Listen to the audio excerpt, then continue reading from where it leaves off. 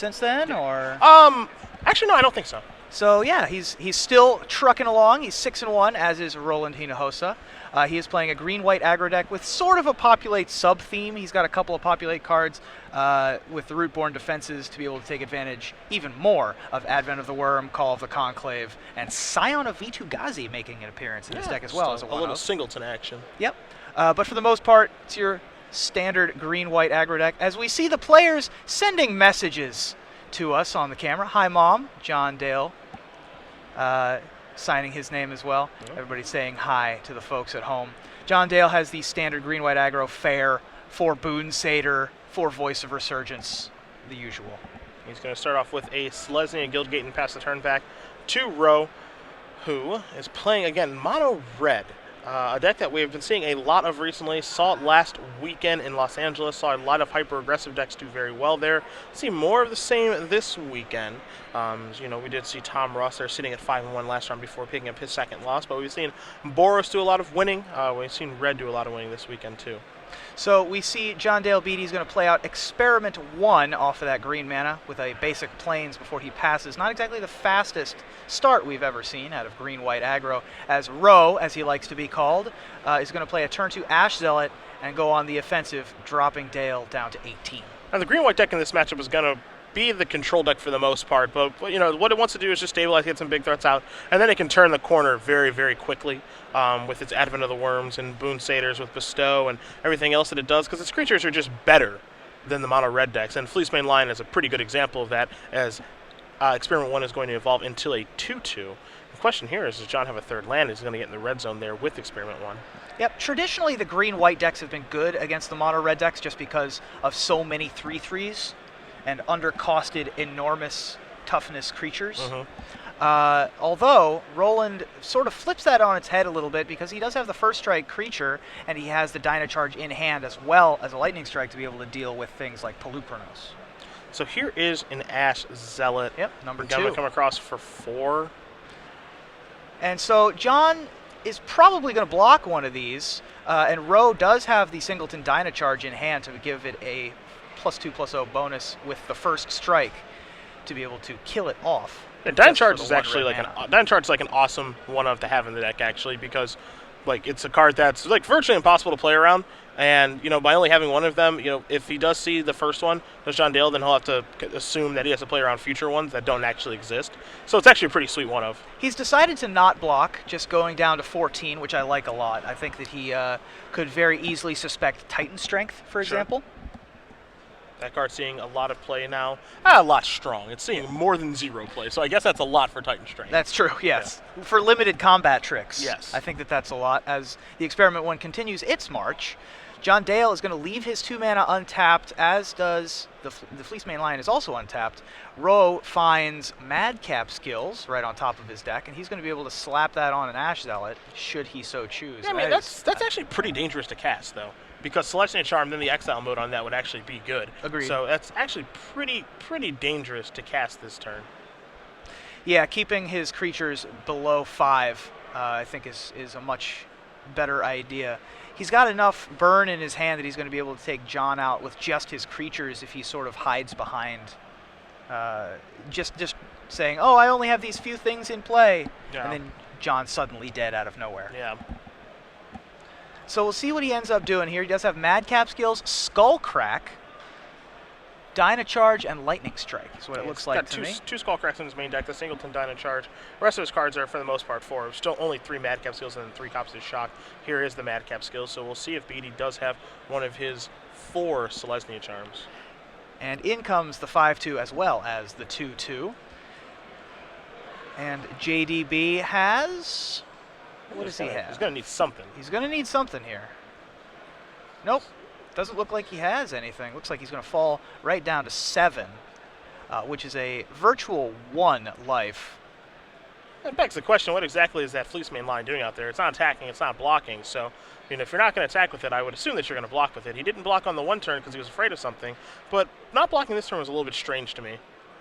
And it looks like he's just going to concede the game. Yeah, he's decided that he's seen enough, can't cast any of the spells in his hand, doesn't want to make Ro play it out. So he will be on the play for game 2. Ro Hinojosa up a game against John Dale Beety. We'll go to the sideboards here. We'll start with John's first. You have that in front of you, and you'll notice a certain card is actually not in his sideboard, but I'll let you go over that first. Well, he does have some good stuff in his sideboard, in spite of that notable addition or subtraction, which I'll let you talk about. Sure. But he does have Banisher Priest, which I think is pretty solid against the mono red deck. At least it fogs for a turn. Druid's Deliverance, obviously very powerful, and Last Breath is going to be extremely good in this matchup. I don't know how much he wants to take out is the problem. Sure. Because once you start taking out too much stuff, you sort of lose the impact of your deck, although he has some very expensive cards like Scion of V2 Ghazi. Rootborn Defense is not really for this matchup either, so I wouldn't be surprised if some combination of those three cards came in. Yeah, the card that is not in Beety sideboard anywhere throughout 75 is Unflinching Courage. That's right. And with the aggressive decks actually picking up in the format, a little bit surprised not to see that anywhere throughout his 75 cards. Actually, one of the better reasons to be playing green-white decks right now, but yeah, we've seen John Dale's gone without him. Yeah, we've also seen a couple of the green-white decks around the room using Fiendslayer Paladin because of the recent popularity of the mono red decks. So John has decided to not run either of those cards, giving himself a better matchup against the Esper decks, basically.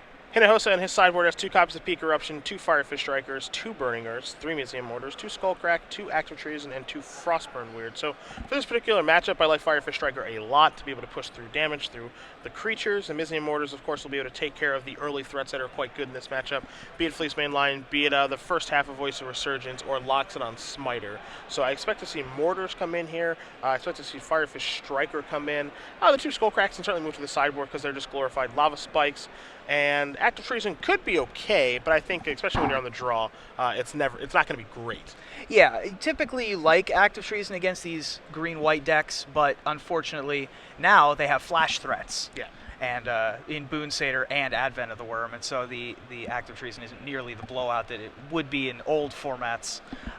So I don't know if those would come in here, although, you know, if he sees enough stuff that he wants to take out, I'm not sure he wants to have the Skullcracks in, obviously. I don't think he wants to have Madcap Skills in because he fears the Celestia, if he fears the Celestia Charm. Yeah, which I think is a legitimate fear. Yeah, and so if he has enough room in his deck, he might bring those in later. Yeah. So we'll see how both players use sideboard here as they are shuffling their deck. So it looks like they've swapped in the cards that they are happy with. And again, this is a matchup that I feel does favor the green-white deck. You know, assuming that they do hit lands and all that stuff, because their creatures are just bigger than Red's. But Red's got a little bit of fight to it. Again, Madcap Skills and, you know, First Strike with Ash Zealot and just a really quick clock and getting in the air with Chandra's Phoenix. It's not as easy as one would think, and especially when you don't have access to Unflinching Courage, it's actually going to be a little bit harder than you would expect it to be, because you don't have that there's kind of that I-win draw of just, you know, Fleece Mainline, Unflinching Courage, good luck. You know, that doesn't exist. Yeah, John Dale Beety has sort of built his green-white deck to have a lot more game against the control decks in the format at the cost of being worse against these mono-red decks. Now, he's already good against them, but it's not completely over to the top like it is if you build your deck with Unflinching Courage, with Fiendslayer Paladin, with more early drops. He's sort of put more heavy hitters in his deck with, for example, Pelucranos, as I mentioned earlier, the Scion of V2 Ghazi. Soldier of the Pantheon is really his only other one-drop in his deck other than Experiment 1. Yeah. Don't find any Elvish Mystics, which is a card that you sometimes do find in green-white aggro. You know, how do they want to be slanted? Do they want to be green-based, or do they want to be white-based?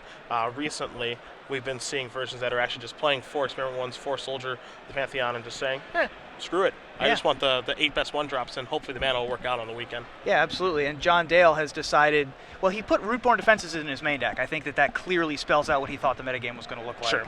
And so, obviously, Mono Red not exactly the top on his list of wanting to play in Game 1. Although, after Game 1, he's much, much better based on having Fog, first of all, Druid's Deliverance, and Last Breath is a really, really good boon for him. I agree. Well, we'll see how things go. Beety's going to be on the play. Looks like he's going to keep his 7. Looks like Hinojosa is looking over a 7. Might be happy. And Game 2's underway. Going to start off with a Forest and just pass the turn back. Yep, and that's not that unusual in John Dale's build of this deck.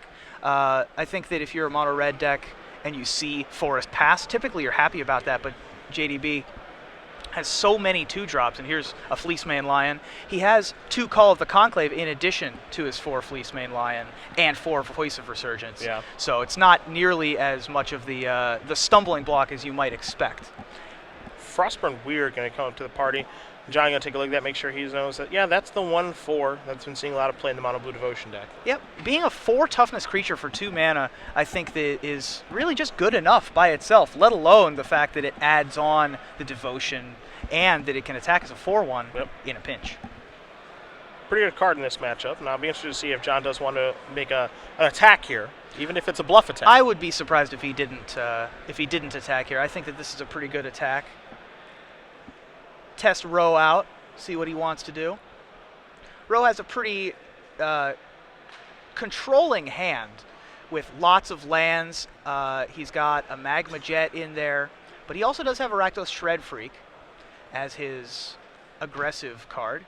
Yeah, there's some cards in his hand that just don't really line up great in this matchup, I don't think, as it looks like he does have Celestial Charm, does Beety. So +2/+2, 5, -4 is going to be 1 trample damage from the Fleecebane line. Rakdos Shred Freak is a card that every card in the green-white deck actually just embarrasses it. Yeah, Rakdos Shred Freak is not a card I expect it to be. I mean, it does have the devotion of black and red, so you'd think that it'd be okay. It did win a Grand Prix, but that card is just really embarrassing a lot of the time. Yeah. Especially when you look at your hand and you have an Ash Zealot and a Rakdos Shred Freak, and you're like, well, this is awful. Yeah, why would I ever play one of these? Yes. Yeah.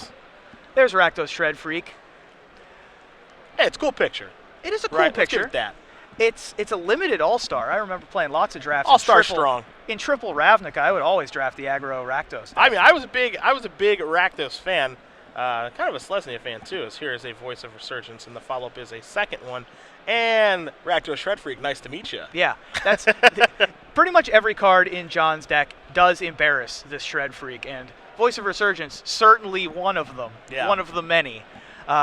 And turns out Voice of Resurgence is actually just very good against the mono red deck in general as a big Doom Traveler. Yep, pretty much. Just a card that is very difficult. You don't want to use burn spells on it if you don't have to. If you are going to use a burn spell on it, you want the elemental token to just be a 1/1, so it's incapable of actually doing any really good blocking. But right now, if that Voice Resurgence token would die, an elemental would be a 3/3, which is very difficult for the red deck to beat. Here's an Ash Zealot. So he does have the Ash Zealot. And he can attack, and he has to, really, as an aggro deck. He has to put the pressure on, don't you think? Yeah, I mean, attacking is, mediocre, but at the same time, I don't think he's really going to get anywhere attacking. And this is kind of the problem for the red deck in this particular matchup, is that if it's playing defense, that's not the place it wants to be. And if it can't attack profitably, that's also a bad place for it to be. So, I don't think that an attack with an Ash out there would have gotten a lot of work done, personally. Yeah, I think that that's one of the problems with all of the mono red decks in the format, and I guess all the mono red decks in the last several years, except for the big red deck from last season, is that it can't really become a defensive deck. Yeah. So if your opponent has the advantage, has the upper hand, it's very difficult to come back once those tables have turned. See, Beety plays a 5th land there before combat, so he has access to the monstrosity on the Fleecebane line. If he wants to make it a 4/4 hexproof indestructible, he can do that. Ro has 2 copies of Magma Jet. He also has a Skullcrack, although it's JDB's turn, so it would turn on the Voice of Resurgence trigger, so I don't think he wants to play anything here. Yeah, no spells. Last card in hand is another unglued mountain. Don't forget the trick is, you have to remember that trigger. You do have to remember the trigger. Because most of the time when people think of Voice Resurgence, they think of, oh, you cast a counter spell? I will take my token. But if you cast a burn spell or you cast a God's Willing or something like that, I'll take my trigger. I'm interested to see if Rolaund does something tricky here, because the Voice of Resurgence triggers go on the stack separately. Okay. So one of the voices will resolve while the other one's on the stack, and it will be a 2/2 token. Sure. As that happens, he can Magma Jet it. Turns out that trick won't happen because we have Rootborn Defenses to just completely blow out the situation. So Rootborn Defenses is going to make everything indestructible. Populate, if there's a response to it, then you can actually populate. Yeah, I think that this is just out of the frying pan and into the fire. Yeah. I think Rolaund was trying to go for that trick, but John just had the trump, and it didn't matter. So there's that, and now another Voice of Resurgence. A bunch of deers. I would not play spells during your opponent's turn. I agree. Facing down 3 Voice of Resurgence. Good tip. That is my tip to you. That's why we bring it from the sideboard into the booth. That's right. You bring that expert analysis. And then we kick you out of the booth and put you back in the sideboard. That is where you should keep. Hinojosa just has to pass the turn. And he's going to pick up his permanents, too. So it's been a match of concessions. Yes, it has. Early and often. Both these players know what they need to do to win. JDB was way behind game 1 because he couldn't find the extra land. Rolaund was way behind game 2 because he couldn't beat a trio of deer. Yep. In addition to a root-borne defenses to completely blow out a combat What do they step. call a group of deer? That's like a school of fish? Gang of elk is a magic card. Aha! I like that. So That's probably it. it could be a gang of resurgence. It Gang could be of a deer? resurgence of deer. A gang of deer, perhaps? A gang of deer. Gang of elk is good. There's got to be a name for like a group of deer, because aren't there just names for groups of animals? Yes. Ah! It's a herd. A herd. A herd of deer. I feel like I should know that. That's kind of boring. Yeah, I feel like that should have known that, though. Well, Maybe most groups of animals have more entertaining names than that. Like a murder of crows, for example. You make a very good point. That's also You a do. magic card. Yeah. I think John would have known the answer to that since he's our That's true. Voltros writer. He would have known that easily. A murder of crows. Is that actually what? It's actually a group what of they're crows? called. Or just, So there's just a actually magic card? 3 names for groups of crows Okay. of various types. Okay. And they're all super flavorful. Show us your knowledge. Okay. When a group of crows is on the move and flying, it's called a murder. Okay. When a group of crows is hanging out in one particular location, Just sitting on that some is power lines? Yes, above the ground. Okay. So on a building, Okay. at the Tower of London, for example. Sure. It's a conspiracy of crows. It's a conspiracy. It's a conspiracy of crows. Okay. And then I actually forget what the third one is, but it's if it's just on the ground, just a group of them hanging out on the ground. I think that would be called a concession of crows. Concession of crows. Yes. Fair enough. That would go along with our match so far, our theme. Yeah. There you go.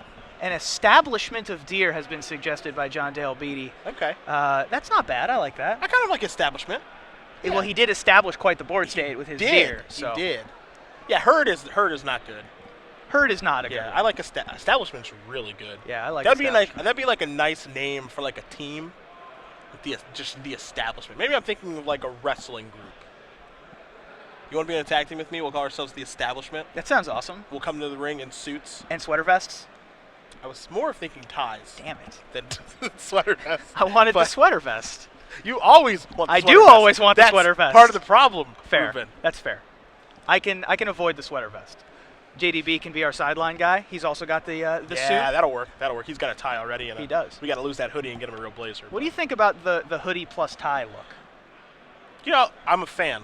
Yeah? Yeah, I think there are some people who can pull it off overall. First of all, I love his tie. It's like Yeah, baby blue. that is a nice That's tie. like my favorite color. But yeah, it's some people can pull it off. I was trying to think of awesome animal group names, and I can't really think of The only any one off I the can top think of of my is head. school of fish. Yeah, school of That's fish. the only one I can ever think There's of. a pod of dolphins. A pod. Okay.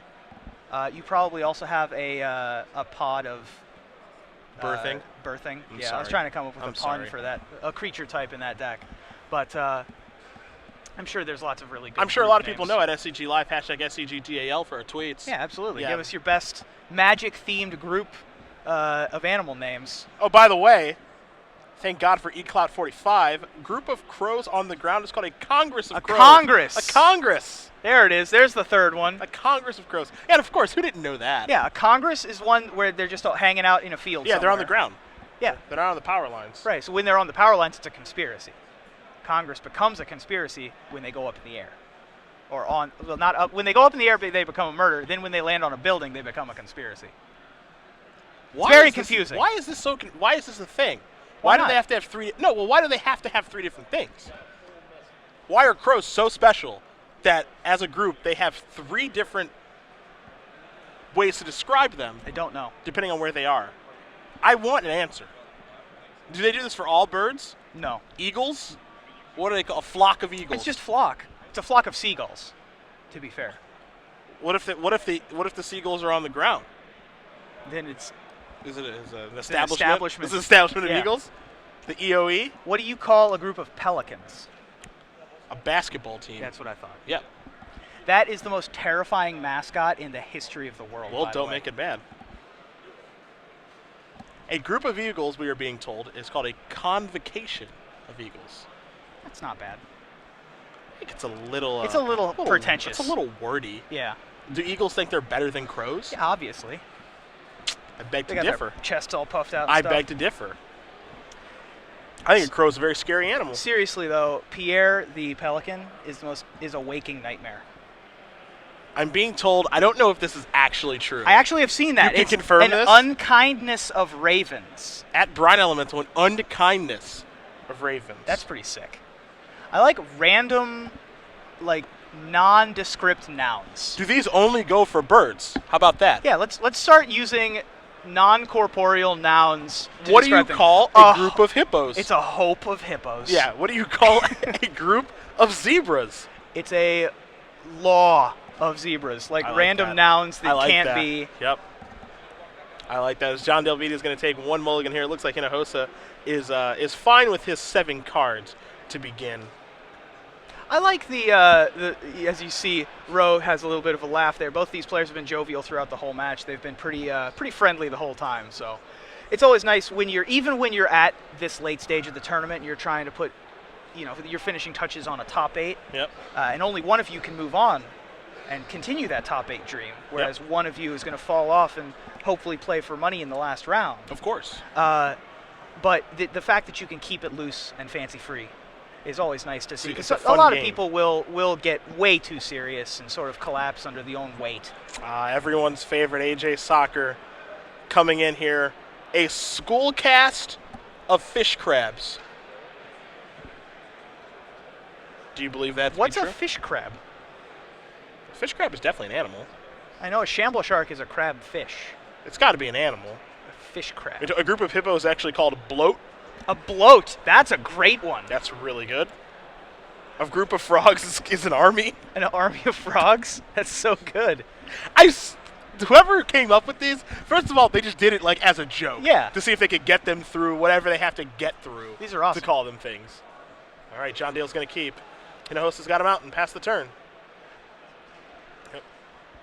Yep, and on his mulligan, he's going to lead off with Temple Garden into Experiment 1, going down to 18. Roland's already 10% of the way there, thanks to that mana burn. I despise you. Yeah, that was pretty bad. Yeah. Ro, turn 2, has Rakdos Shred Freak. Do you think that you trade here? I personally, I don't have a good look at John's hand, but I don't think I could trade fast enough because, so your Experiment 1's going to become a 2-2, assuming it evolves the next turn, and then, then are you going to block it then? Yeah, with his Probably 3/3. not. Yeah, and if he's got double Temple Got Garden. double Temple. I think I definitely would have blocked, and then just have a 3/3 on this turn. Plus, I'm way too proud to take damage from a Rakdos Shred Freak. Sure.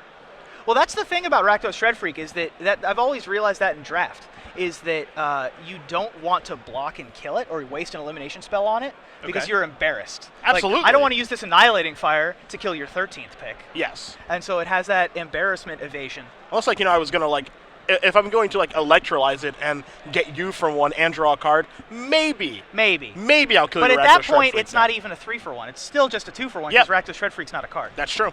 You make a very compelling argument as Experiment 1's going to evolve from Voice of Resurgence. So maybe that's the reason that John didn't block, but John is sitting at 14. You don't want to lose too much life against a red deck, Yep. Especially when you don't have access to Unflinching Courage and you're 75. So need to tread lightly here and don't let that Shred Freak do anything else. Ro found a fourth mountain, and he also has Fire Fist Striker, which he didn't play on turn 2. He's going to follow up here. He just wanted to start out with so much pressure on the board. Yeah, we had a feeling that this was going to get boarded in. Yes. So this isn't too surprising to see. Fire Fist Striker, one of the more played Battalion creatures. Battalion is an ability that's really picked up in popularity over the since the rotation. Cards like Daring Skyjack and Legion Loyalist that didn't used to see a lot of play are picking up a lot of play now.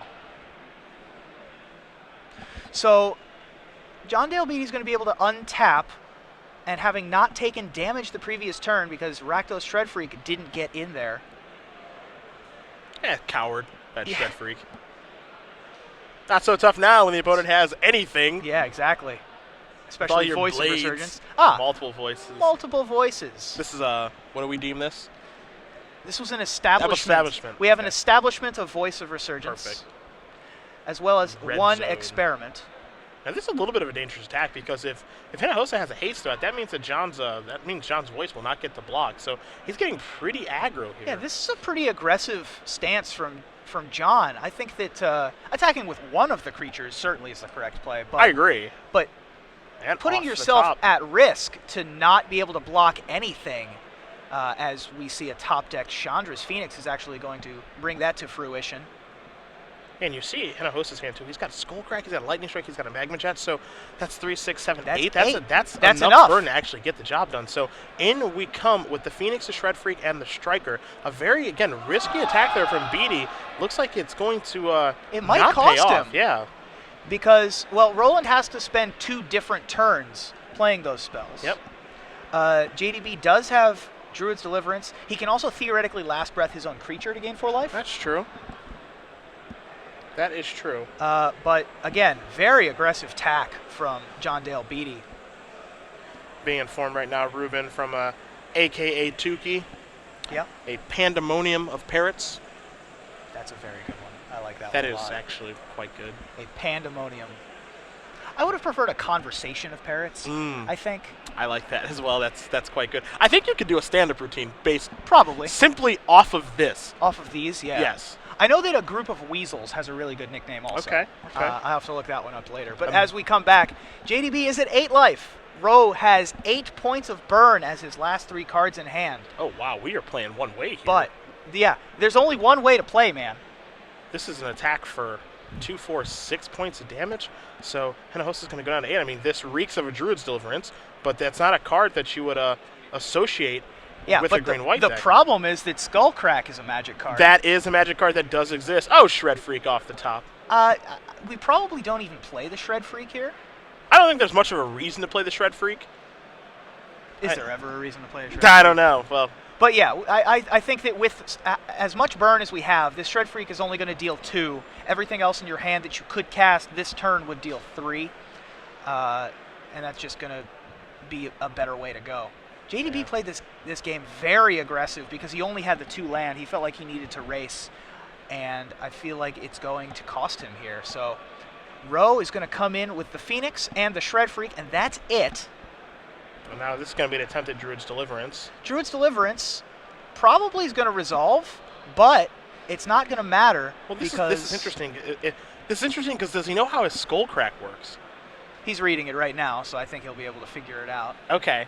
He read it and then pushed it back in his hand, so I don't know if he knows how. Yeah, it's I'm gonna work. really interested to see. Okay, now it's in the stack. Okay, so now Skullcrack is going to resolve. And anyway, even if Druid's Deliverance happens, it's like, okay, Druid's Deliverance resolves, now cast Skullcrack. So it doesn't matter actually when he casts Skullcrack. If Druid's Deliverance only gets combat damage, then yes, it doesn't matter when he casts Yeah. it. So the Skullcrack is going to effectively counter the Druid's Deliverance. Correct. Dropping JDB to 5. Then 4 damage is going to happen from the creatures. John will go to 1. Yep, and then there is another And burn there's spell in going to hand, be so the that other hand. is it. Yep. So, Rolaund Hinojosa does win this matchup with John Dale Beety. 2 games to 1. Mono Red Aggro moving on to 8-1, and with any luck for Ro, he will be able to draw into the top 8 next round. Yeah. We'll see. John didn't have any of his 3/3s for 2 mana in that third game. I Mhm. think that he was living in fear of combat tricks too much, where he could have kept those Voice of Resurgences back Yep. instead of them just being Grizzly Bears, which they were that game. Yeah. I don't know what a group of bears is. A home. A home of bears. Yep. Fair. A home I like of bears. that. A Goldilocks of bears. Okay, that also works for me. They weren't an establishment of deer that time. They were never not. triggered. Yeah. And so they were never anything more than just 2/2s for 2. And he didn't